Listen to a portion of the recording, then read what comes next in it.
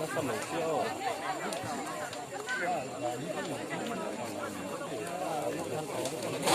ta làm cái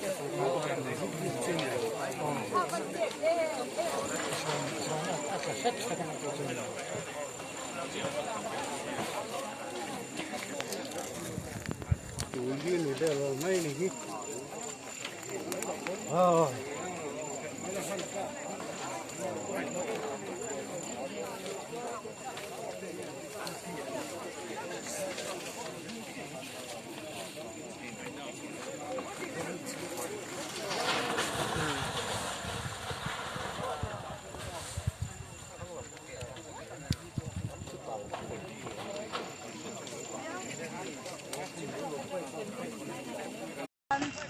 we are đi thì có thì mình năm nhà thì thằng cái xe kia thì năm chục xe thì nó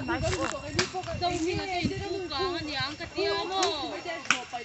chú cái con dâu mi cái mà dâu mi là vắng hồ bên nào đây nữa rồi nên té khu bụi nó chú cái tiêu mà anh ấy cái dâu anh em lỗ có tiền không?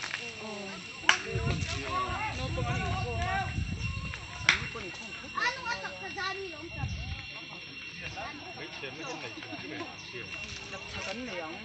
số là mà thôn đi số đấm bằng số cái số là mà tăng một càng sân thôn